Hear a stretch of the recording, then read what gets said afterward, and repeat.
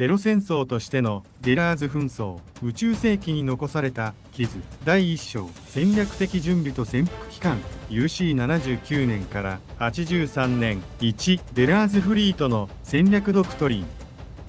短期、非対称、最大心理打撃への固執。デラーズフリートの戦略は、一年戦争におけるジオン公国軍の敗因を徹底的に分析し、その失敗を繰り返さないための極めて冷徹かつ現実的なドクトリンに基づいて構築された。ジオン公国軍は、開戦初期の電撃戦に失敗した後、地球侵攻という戦線の過度な拡大により、連邦の物量による総力戦に引きずり込まれて敗北した。デラーズフリートは、この教訓から、連邦軍との総力戦の回避を絶対条件とし、短期、非対称、最大心理打撃という3つの柱を戦略の核心に据えた。1、戦略目標の再定義、軍事力の破壊から政治的経済的基盤の破壊へ。フリートが目指したのは、連邦軍の残存艦隊を殲滅することではなく、地球連邦の統治体制とアースノイドの生存基盤に回復不能な打撃を与えること、すなわち政治的勝利であった。彼らは連邦政府及び連邦軍の継戦意思を開戦直後の電撃的な奇襲攻撃と、それに伴う極端な恐怖の植え付けによって早期に破壊しようと目論んだ。この戦略的要請を満たすために選ばれたのが以下の二重の非対称戦術であった。核の戦略的利用、南極条約という国際的な禁忌を破り、核兵器を連邦の中枢に向け、生きるか死ぬかの極端な危機感を植え付ける。これにより、連邦政府に早期講和、あるいは徹底的な混乱を強制する。コロニー落としによる経済環境破壊、コロニーを地球上の穀倉地帯や工業生産拠点に落下させ、地球の気象と環境に長期的な影響を与え、連邦の経済的継戦能力とアースノイドの特権的な生存環境を根底から破壊する。2、継戦能力の排除、物量の戦いからの脱却。一年戦争の教訓は、連邦の生産力と資源が無限に近いという事実であった。デラーズフリートは、連邦の物量を正面から削り合う消耗戦に突入することを避けるため、作戦期間を最短とし、フリートの戦力消耗を最小限に抑えるよう計画した。このため、大規模な地上戦や艦隊戦は計画に組み込まれず、ピンポイントでの戦略目標の奪取と破壊に全リソースが集中された。2、地理的平坦的潜伏、ウバラの園での生存戦略。デラーズフリートが連邦軍に発覚することなく、数年にわたる大規模作戦の準備を完了できたのは、その周到な地理的潜伏と平坦管理体制に依拠している。1、ウバラの園、ガーデンズ・オブ・ソーンズの戦略的選択。フリートの主要な潜伏拠点となったのが、地球連邦軍の索敵が及ばないアステロイドベルトの辺境中域に存在するハイコロニー軍、通称ウバラの園であった。連邦の盲点。一年戦争後、連邦軍の掃討作戦は、再度3、ジオン本国周辺や地球近傍の主要な中域に集中していた。連邦軍はこれほど遠隔な中域に組織的な抵抗勢力が潜伏している可能性を戦略的に過小評価していた。この地理的な遠隔性がフリートの生存と準備期間の確保に不可欠であった。MS と艦艇の維持。フリートは一年戦争終結時に宇宙要塞やバオア空などから脱出した艦艇、無最級巡洋艦、チベ級重巡洋艦などと旧型 MS、ザク2、ゲルググを主戦力としていた。ウバラの園のハイコロニーや小惑星帯は連邦の監視を逃れた秘密ドックとしての機能を提供し、フリートはそこで回収した資源や小惑星帯での採掘を通じて、これらの旧式兵器を連邦の最新兵器に対応できるよう徹底的にオーバーホールし、改修を施した。2、ベテランパイロットの集中運用。デラーズフリートの MS 戦力が旧型であったにもかかわらず、彼らが高度な作戦を遂行し得た決定的な要因は、その人的資源の質にあるエースの集団としてのフリート。デラーズフリートには一年戦争の激戦を生き抜いたアナベルガ島少佐、シーマガラハ宇宙佐、アトニ、リハンなど連邦軍のパイロットを凌駕する技量を持つ熟練のエースパイロットが集中していた。彼らの戦闘技術と経験は MS の性能差という物的劣勢を戦術レベルで覆すための非対称的な優位点となった。3、連邦軍の士官と盲点 GP 計画と核兵器管理のずさんさ。デラーズフリートの周到な準備と並行して連邦軍側の組織的な士官と戦略的な過失が紛争の発生を許容する土壌を作っていた。一連邦軍の対ゲリラ戦ドクトリンの欠如。連邦軍は一年戦争の教訓から MS 開発と大規模艦隊の維持には注力したが、遠隔地帯でのゲリラ勢力の掃討や戦略的奇襲に対する即応体制の構築を怠っていた。情報収集の失敗。膨大な情報収集能力を持つ連邦軍でありながら、デラーズフリートの拠点ウバラの園に関する正確な情報を得られず、フリートの脅威を過小評価し続けた。主要艦隊は辺境警備に分散し、核攻撃の標的となった艦艦式準備など儀礼的象徴的な活動に戦力を集中させていた。2、ガンダム開発計画 GP 計画の矛盾とリスク管理の崩壊。連邦軍最大の失策は極秘裏に進めていた GP 計画、特にガンダム試作2号機サイサリスの管理体制のずさんさに集約される。戦略兵器の危険な集中。連邦は核兵器を条約違反を承知で保有し、それを MS に搭載するという極めて高い軍事的知的リスクを冒した。それにもかかわらず核兵器搭載機であるサイサリスをオーストラリアのトリントン基地という地球上の連邦軍基地の中でも比較的防御が脆弱な地点で開発管理していた。組織的な楽観論。連邦軍は自らの技術力がジオン残党を圧倒しているという技術的優越性の楽観論に陥っていた。核弾頭の安全管理やサイサリスの極秘情報漏洩に対する警戒レベルはその戦略的危険性に見合わないほど低かった。デラーズフリートの戦略はまさにこの連邦軍の士官と技術的盲信という二重の構造的欠陥を突くことから始まった。彼らの戦略は連邦の最も強い部分物量を避け、最も弱い部分核兵器管理と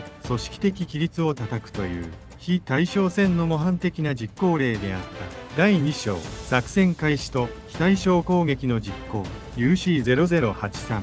10月から11月。1、星のくず作戦の第1段階。トリントン基地強襲と核の奪取。デラーズ紛争は連邦軍の戦略的盲点を突く極めて周到な作戦計画によって火蓋が切られた。星のくず作戦の第1段階は連邦の技術的優位性を一時的に無効化し、フリートの戦力では得られない戦略的打撃力、すなわち核兵器搭載型 MS を強奪することに集約された。1、トリントン基地強襲の戦略的意義 UC0083 年10月13日、アナベルガ当少佐率いるデラーズフリートの精鋭部隊がオーストラリアのトリントン基地を奇襲した。この基地は極秘のガンダム試作2号機サイサリスが開発試験のために一時的に配備されていた場所である。奇襲の成功要因。作戦は連邦軍の地球上は安全であるという認識と基地警備の組織的な士官を完全に利用した。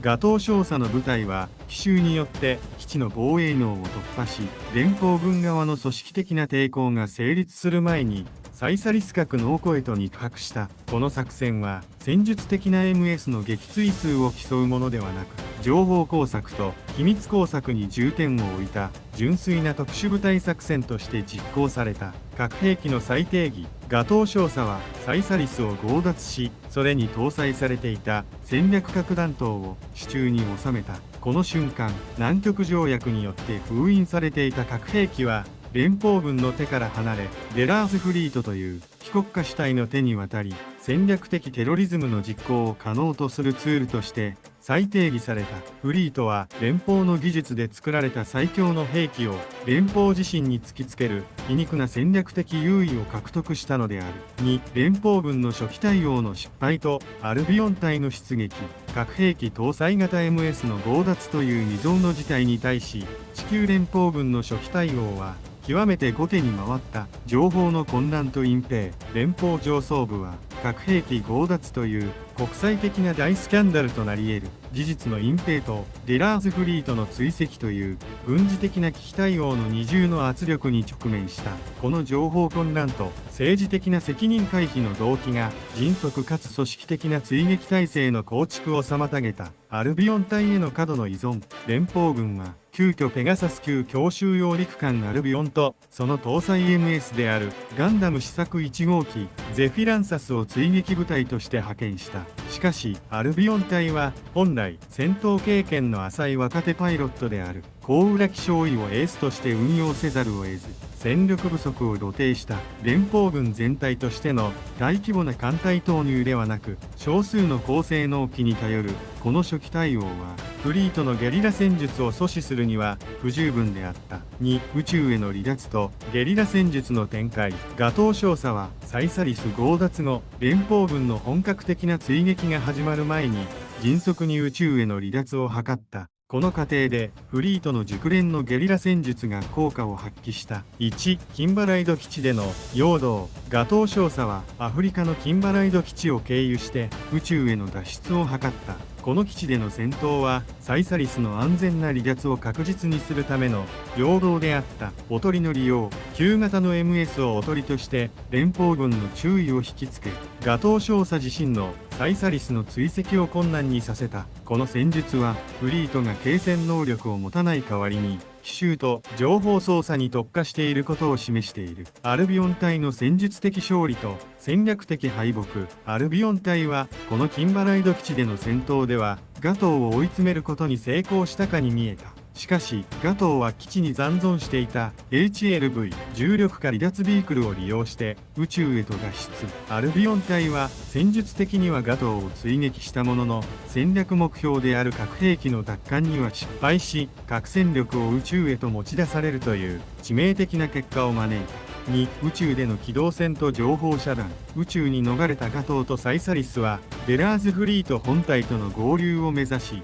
連邦軍の監視をかいくぐる機動戦を展開した。ベラーズフリートはミノフスキー粒子の濃密な散布や小惑星帯の暗礁宙域を利用した隠蔽行動を徹底した。連邦軍の艦隊はミノフスキー粒子下での広域索敵とフリートの巧妙な航行経路の特定に苦慮した。連邦軍がベラーズフリートの脅威に対して全戦力を集中させる体制に移行する前に、フリートは作戦の第2段階を実行するための時間的猶予を獲得することに成功した。3、カンカン式への核攻撃。11月10日、戦略的衝撃の実行。ベラーズフリートの戦略は核兵器を威嚇ではなく連邦軍の中枢破壊のために使用するという極めて明確なものであった。1、連邦軍カンカン式の戦略的脆弱性。UC83 年11月10日、連邦軍は宇宙要塞コンペイトー旧ソロモン宙域で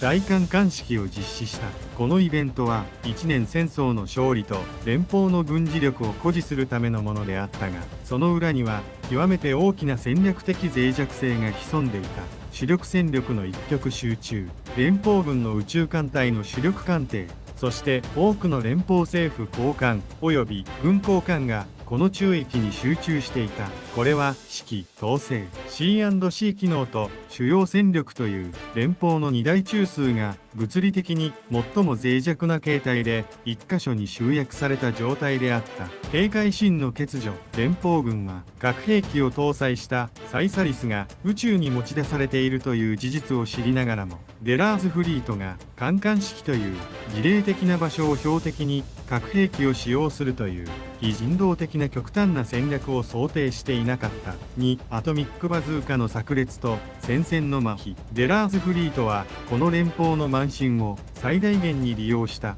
ガトー少佐は短期で連邦艦隊の警戒網を突破し、カンカン式会場の中心部へと侵入した。そしてサイサリスのアトミックバズーカから核弾頭を発射し、連邦軍主力艦隊のただ中で炸裂させた。軍事的損害。核攻撃により連邦軍の艦艇は総数の約3分の1が一瞬で消滅し、残存艦隊も甚大な損傷を負った。これにより連邦軍はデラーズフリートのような少数勢力に対抗するための主力艦隊という中核戦力を戦わずして喪失したに等しい状況に陥った。政治的・心理的衝撃。核攻撃は多くの軍高官の死亡と生存者たちに極度のパニックを引き起こした。連邦政府とアースノイド社会全体に対し核の恐怖が再来したという極めて強烈な心理的打撃を与え、連邦の統治能力と宇宙の平和を維持する能力に対する信頼を根底から揺るがした。この核攻撃の成功は、ベラーズフリートの戦略が連邦の物量を無視した非対称戦術として完璧に機能したことを証明した。フリートはこの戦略的衝撃を利用して作戦の最終目標であるコロニーを都市へと移行する時間的猶予を確保した。第3章、戦線の混乱と星のくず作戦の実行。 UC0083 11月から12月1コロニーダッシュと最終軌道への投入。核攻撃によって連邦軍の中枢に壊滅的な打撃を与えたデラーズフリートは作戦の最終段階であり、最大の戦略的目標であるコロニーを都市星のくずの実行に移った。このフェーズは連邦軍の混乱をついてフリートが主導権を握る戦略的な時間稼ぎの段階であった。1、コロニーの戦略的選択とダッシュ。デラーズフリートは連邦の監視が手薄であり、連邦軍の防衛線から離れた中域にあるサイド1のハイコロニー軍に潜入した。彼らが選定したのは居住区として機能しておらず、連邦軍の関心も薄い巨大なスペースコロニーであった。欺瞞と隠蔽。ハイコロニー軍からコロニーを奪取する行為は連邦軍にコロニーを都市という最終戦略を悟らせないための周到な情報遮断を伴っていた。フリートは連邦軍が核攻撃の被害からの復旧と指導部の再編に集中している隙をついて極秘裏にコロニーに推進ユニットを設置し、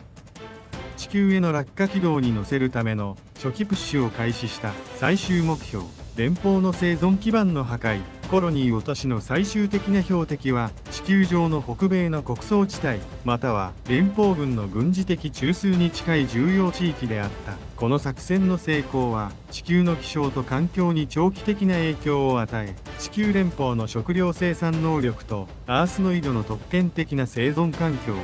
根本から破壊し、スペースノイドへの抑圧体制の基盤を揺るがすことを意図していた。2、連邦軍の初期迎撃の失敗と政治的空白。核攻撃の衝撃は連邦軍の組織的な対応能力を著しく低下させていた。コロニーダッシュと軌道修正の方が入った後も連邦軍の迎撃体制はなかなか整わなかった。指揮系統の崩壊と混乱。艦艦式での交換の大量死は連邦軍の指揮、統制、C&C 機能を麻痺させ、大規模な艦隊を連携させて動員する能力を奪った。残存艦隊は被害の再集結と政治的な指導者の出現を待つ以外に有効な手段を持たなかった。戦略的予期能力の欠如。連邦軍はジオン残党が核兵器の使用という禁忌の限界を超えた後、さらにコロニーを都市という人類の存亡に関わる非人道的な戦略を実行に移すという極端な悪意を最後まで読み切れなかった。この戦略的予期能力の欠如がコロニーの初期軌道修正を阻止するための阻止限界点への迅速な戦力投入を遅らせる決定的な要因となった。2、連邦軍の戦略的再編と内部分裂。コロニーを都市という一年戦争の再来を思わせる危機は連邦政府内部の政治的空白と混乱を加速させた。しかしこの危機は同時に連邦軍内部の強硬派による権力奪取の絶好の機会となった。3、最終決戦。阻止限界点と総力戦体制。 UC83 年12月、連邦軍はコロニーの最終的な落下を阻止するための迎撃作戦を急ピッチで策定実行した。戦線は地球への落下軌道に乗る直前の阻止限界点へと集中し、両軍の全戦力が投入される最終決戦へと移行した。1、連邦軍の総力集中と技術的優位の再確立。連邦軍は残存艦隊と新たに量産が始まった MS 事務会、事務カスタムなどを総動員し、コロニーの軌道に干渉できる最終中域に戦力を集中させた。 GP 計画機の最終投入。アルビオン隊とガンダム試作3号機が連邦の MS 戦力の中核として投入された。これはジオンのベテランパイロットに対抗するための連邦の技術的優位性を最大限に活用しようとする試みであった。ソーラーシステム2の利用。連邦軍は一年戦争で使用された戦略兵器を改良したソーラーシステム2を投入し、コロニー落としを無力化する準備を進めた。これは連邦の圧倒的な物量と火力の集中という一年戦争で培われた総力戦ドクトリンの最終的な実行であった。デラーズフリートの決死の抵抗とノイエジールの活躍。デラーズフリートはコロニーを盾とし、熟練のエースパイロットと新たに投入した超高性能 MA で決死の防御を行った。ノイエジールの圧倒的な戦果。アナベルガ島少佐が登場した MA0004X。ノイエジールは連邦の最新鋭 NS と艦隊に対して驚異的な戦果を挙げた。この巨大 MA は機動力、火力、そしてアイフィールドバリアといった高度な技術を統合し、この力が連邦の物量に対して一時的に優位に立つというジオンの理想的な戦術的優位性を体現した。デラーズフリートの最後、シーマガラハ宇宙佐の裏切りによりデラーズ総督は死亡し、戦闘の末座上艦も破壊され、組織的な抵抗は終焉を迎えた。サンコロニー落としの実行と紛争の終結。連邦軍はソーラーシステム2を用いてコロニーを排除しようとしたが、コロニーの軌道修正は最終的に間に合わなかった。コロニーは地球へと落下し、完全に直撃こそ免れたものの、その破片や本体の一部が北米大陸の穀倉地帯に甚大な被害を与え、長期にわたる地球環境と経済へのダメージを残した。この結果をもってデラーズ紛争、星のくず作戦は終結した。フリートは武力として消滅したが、彼らが意図した地球への戦略的打撃という目的は高い代償を払いながらも達成されたのである。結論、終結と地政学的遺産。1、戦争の総合的評価。非対称戦の戦略的勝利と連邦の戦術的勝利。デラーズ紛争、星のくず作戦はわずか2ヶ月強という短期間で宇宙世紀史上最も重要な転換点の一つとなった。この紛争は軍事史において戦略的勝利と戦術的勝利が完全に乖離した事例として特筆される。1、デラーズフリートの戦略的勝利。デラーズフリートは圧倒的な戦力差にもかかわらず、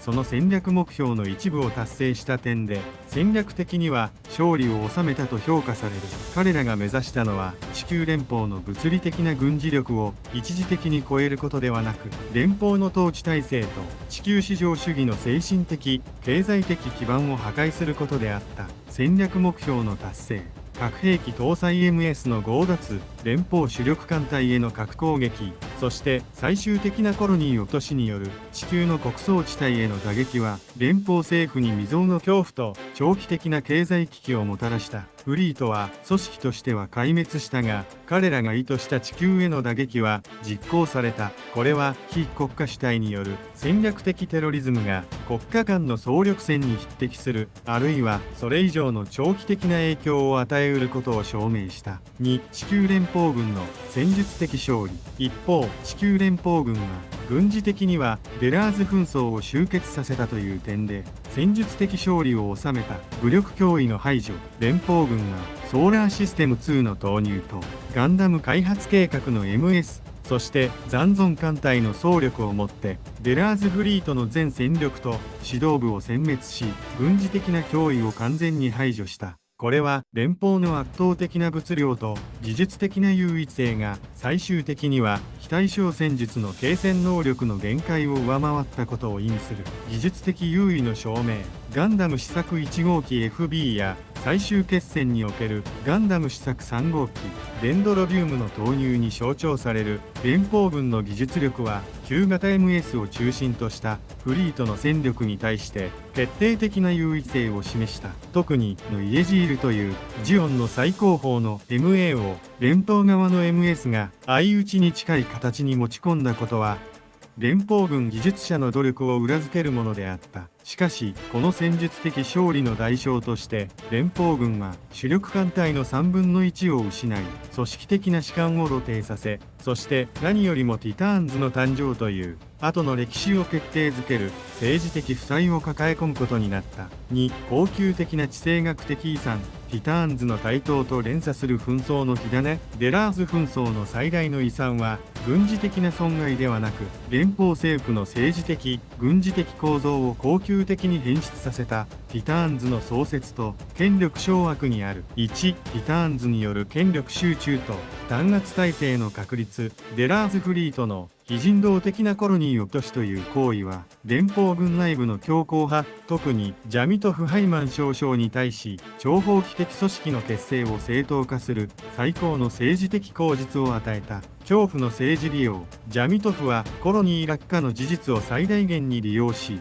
スペースノイドは地球圏の平和に対する永続的な脅威であるという極端な地球至上主義のイデオロギーを連邦の支配層に深く植え付けた。ティターンズは創設直後から連邦軍の正規部隊から独立した巨大な権限と資源を掌握し、残党総統の名のもとにスペースノイドへの組織的な監視と武力による抑圧を強化した。この組織の誕生は戦後連邦が民主的な統治体制から軍事独裁体制へとその性質を不可逆的に転換させたことを意味する。デラーズ紛争は外部の敵を排除することで連邦自身が内部に新たなより危険な支配構造を確立する契機となったのである。二軍事ドクトリンの恒久的な変革。核と高性能 MS の時代へ。デラーズ紛争は軍事ドクトリンにおける戦後の前提を根本から覆した。 MS の戦略兵器化。 MS は単なる戦術兵器から核弾頭を含む戦略兵器を運用するプラットフォームへとその役割を進化させた。この結果 MS 開発競争は技術的優位性の追求から戦略的な抑止力の構築へとその目的を変え、高性能化と特化がさらに加速した。3、グリプス戦役への直接的な橋渡し。デラーズ紛争の最も遠大な影響は、この紛争が UC87 年に勃発するグリプス戦役への直接的な橋渡しとなった点にある。デラーズフリートによるテロリズムは連邦軍内部にティターンズという強硬な光とその弾圧に対抗するための反連邦組織エアウーゴという影を生み出した。ティターンズによるスペースノイドへの弾圧、そして彼らの独裁的な行動は連邦正規軍内部の穏健派や連邦議会内部の反強硬派が結集したエウーゴ・アンティアースンローングループの結成を促した。これにより次の紛争は外部の敵ジオン残党 VS 連邦ではなく、連邦内の独裁派ティターンズ VS 連邦内の抵抗派エウーゴというより複雑でより熾烈な内戦へと変質した。デラーズ紛争は戦術的には終結したが、その残した政治的遺産こそが次のそしてより血生臭い内戦の火種となったのである。3、総括。恐怖が作り出した新しい時代。デラーズ紛争星のくず作戦はわずか数ヶ月の短期間で宇宙世紀の歴史観を根底から覆した。デラーズフリートは組織として消滅したが、彼らがまいた恐怖の種は連邦政府の強権化という形で開花し、結果的に彼らが打倒しようとした連邦の支配体制をティターンズによる軍事独裁というより強固で冷酷な構造へと変質させてしまった。結論としてデラーズ紛争は戦略的テロリズムがもたらした最大の地政学的帰結であり、その終結は真の平和の到来ではなく、ティターンズの時代という宇宙世紀の歴史における最も暗い時代への扉を開いた出来事であった。チャンネル登録、高評価お願いします。